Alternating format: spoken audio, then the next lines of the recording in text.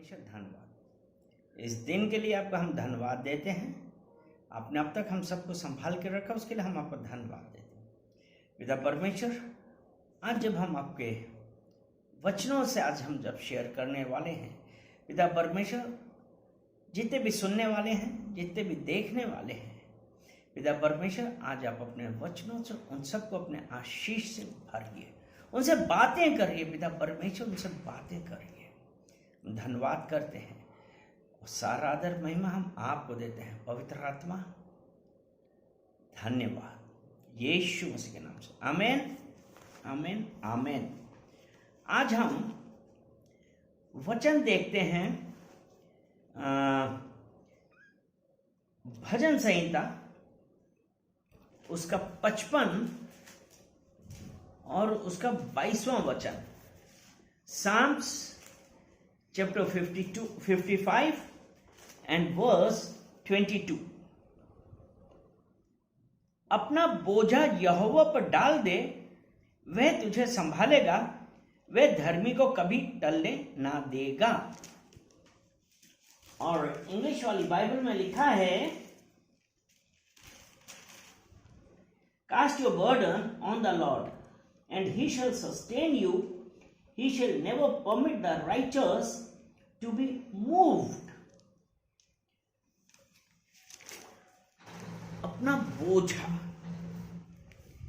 अपना बोझा यहोवा पर डाल दे, यानी कि क्या है?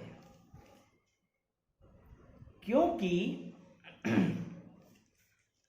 हमारा बोझा क्या है? कई बार हम लोग अपनी प्रॉब्लम्स अपने आप ही लेके चलते हैं। कई बार हम ये सोचते हैं, ओहो क्या करें, कुछ समझ में नहीं आ रहा। लेकिन यहां परमेश्वर का वचन साफ साफ बतलाता है कि वो कह रहे हैं कि अपना बोझा यहोवा पर डाल दे, वह तुझे संभालेगा। और जब हम यहोवा के ऊपर विश्वास करते हैं, यहोवा संभालने वाला है। क्योंकि अगर हम मत्ती और उसका 11वां अध्याय और 28 वचन पढ़ें, मत्ती 11 और उसका 28, उसमें लिखा है, हे सब परिश्रम करने वालों और बोझ से दबे हुए लोगों, मेरे पास आओ, मैं तुम्हें विश्राम दूंगा। यीशु मसीह यहां पे क्या बतला रहा है? वो ये कह रहा है कि परिश्रम करने वाले और बोझ से दबे हुए लोग, यीशु मसीह आज हमको बुला रहा है और वो ये कह रहा है कि मेरे पास आओ, आओ। क्योंकि इसीलिए तो यहां पे है ना, हे सब परिश्रम करने वालों और बोझ से दबे हुए लोगों, मेरे पास आओ, मैं तुम्हें विश्राम दूंगा। अब यीशु ने कहा, मेरे पास आओ।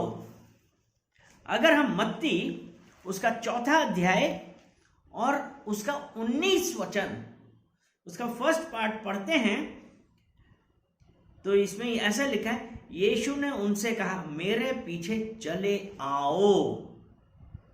यानी कि यीशु आपको, मुझे बुला रहा है, कह रहे मेरे पीछे चले आओ।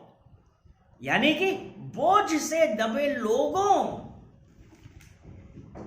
मेरे पीछे चले आओ। क्योंकि भजन संहिता 55 के 22 में था, अपना बोझा यहोवा पे डाल दे, वह तुझे संभालेगा, अपना बोझा। और मत्ती 11 के 28 में, हे बोझ से दबे लोगों, वो परमेश्वर। और मत्ती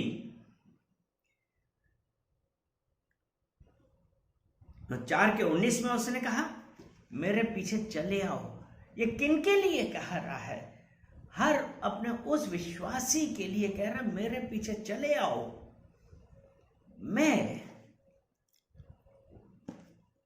जब हम परमेश्वर के पीछे चलते हैं तो वो हमारा बोझा उठाने के लिए तैयार है। लेकिन क्या हम चल पाते हैं? क्या हम उस परमेश्वर के पीछे जा रहे हैं? तो प्रियजनों, आपके लिए एक बात है कि आप अपना बोझा लेके नहीं चल सकते हैं, क्योंकि अभी जब हमने पढ़ा 11 के 28-32 में, परिश्रम करने वालों और बोझ से दबे हुए लोगों, और यह बोझ है क्या? यह बोझ क्या है? क्या आपने सोचा है? यह बोझ हमारे रीति रिवाज है। ये बोझ हमारे पाप हैं, जिनको हम सही करने के लिए दुनिया भर का वो करते हैं। एक हमारे दिमाग में टेंशन रहता है। ये बोझ हमारी बीमारी है। ये बोझ लेके हम कहां जाएंगे? इसीलिए यीशु मसीह ने कहा, हे बोझ से दबे लोगों, मेरे पास आओ। और उसने 4:19 में कहा, मेरे पीछे आओ। वो परमेश्वर आज जो हमको हर इन रीति रिवाजों से और ये कठिनाइयों से और ये सांसारिक वस्तुओं से, वो परमेश्वर आज हमको दूर करने वाला है। इसीलिए तो उसने कहा, मेरे पीछे आओ। भाई, हमारे ऊपर बोझा किसका आता है? यहां पे कहना, बोझ से दबे लोगों, मेरे पीछे आओ। जब हम अपने रीति रिवाजों की वजह से और इस दुनियादारी को दोनों लोगों को दिखाने के चक्कर में, चिंताओं में, अपने आप को सही करने के लिए हम क्या कर रहे हैं? परमेश्वर से हम दूर जाने की कोशिश करते हैं। लेकिन वो परमेश्वर कहता है, बोझ से दबे लोगों, मेरे पास आओ, मेरे पास आओ, मेरे पास आओ। और आज जब हम उस परमेश्वर के पास जाते हैं तो परमेश्वर उसका 5:11 का उसके बाद है, मैं तुम्हें विश्राम दूंगा। अर्थात वो विश्राम कैसे देगा? जब हमारा बोझा हम परमेश्वर को देने के लिए तैयार हैं। जब हम परमेश्वर को देने के लिए तैयार हैं, और आपने ये पढ़ा है कि परमेश्वर ने आराम को बहुत इंपॉर्टेंस दी, क्योंकि जब परमेश्वर ने 6 दिन काम किया, 7वें दिन उसने विश्राम किया। वो परमेश्वर वो कहता है कि अब विश्राम करो। 7वें दिन उसने विश्राम किया, क्योंकि उत्पत्ति 2 उसका 3 अध्याय, वो 3 वचन हम पढ़ते हैं, अध्याय 2 का 3 वचन। और परमेश्वर ने 7वें दिन को आशीष दी और पवित्र ठहराया, क्योंकि उसमें उसने सृष्टि की रचना के अपने सारे काम से विश्राम लिया। क्या आप और हम विश्राम ले रहे हैं? परमेश्वर ने तो कहा है कि मैं तुम्हें विश्राम दूंगा, लेकिन क्या हम विश्राम ले पाए थे?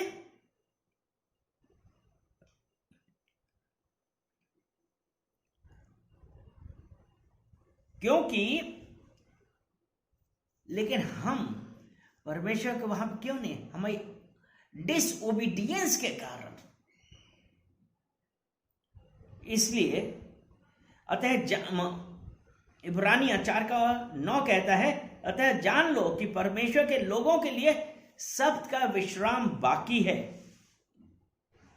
क्योंकि जिसने उसके विश्राम में प्रवेश किया है, उसने भी परमेश्वर के समान अपने कामों को पूरा करके विश्राम किया है। इसलिए जब वो परमेश्वर ने कहा कि मैं तुम्हें विश्राम दूंगा, परमेश्वर के पीछे चलिए, तभी हमको विश्राम मिलेगा। और जब हम मत्ती उसका 11 अध्याय और उसका 29 वचन, उसमें ऐसा लिखा है, मैं तुम्हें विश्राम दूंगा। और आगे 29 में लिखा है, मेरा जुआ अपने ऊपर उठा लो और मुझसे सीखो, क्योंकि मैं नम्र और मन में दीन हूं, और तुम अपने मन में विश्राम पाओगे। और तुम अपने मन में विश्राम पाओगे कब? जब हम अपना सारा बोझा यहोवा को दे देते हैं, तभी तो हम विश्राम पाएंगे। क्योंकि जब 55 में यही तो लिखा है, अपना बोझा यहोवा पर डाल दे, अपना बोझा यहोवा पे डाल दे। जब आज हमने अपना बोझा जब यहोवा पे डाल दिया है, तो मुझे पता है कि मुझे विश्राम मिलेगा। वो बोझा लेके हमको नहीं चलना है, हमको अपने रीति रिवाजों से बंधन में नहीं पड़ना है। हमको कहना कि परमेश्वर, मैं अपना बोझा आपके ऊपर देता हूँ, मुझे रेस्ट चाहिए, क्योंकि यीशु मसीह ने यही कहा है कि मैं तुम्हें विश्राम दूंगा।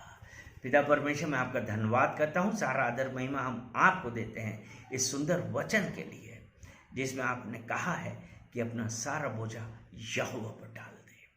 पिता परमेश्वर, यहाँ पे सुनने वाले, देखने वाले हम सभी भाई बहनों को आपके सामने लाते हैं और प्रार्थना करते हैं कि पिता परमेश्वर, इन सब का जो भी बोझा है, जो भी प्रॉब्लम्स हैं, जिस किसी भी बॉन्डेज में हैं या रीति रिवाज की वजह से फंसे हुए हैं, पिता परमेश्वर, आज वो सब हम आपको देते हैं और कहते हैं कि पिता परमेश्वर, हमको विश्राम दीजिए, विश्राम दीजिए, विश्राम दीजिए। धन्यवाद करते हैं पिता परमेश्वर आपके इन सुंदर वचनों के लिए कि आपने अपने वचनों के द्वारा हम लोगों से बातें करी। सारा आदर महिमा हम आपको देते हैं, यीशु मसीह के नाम से, आमीन।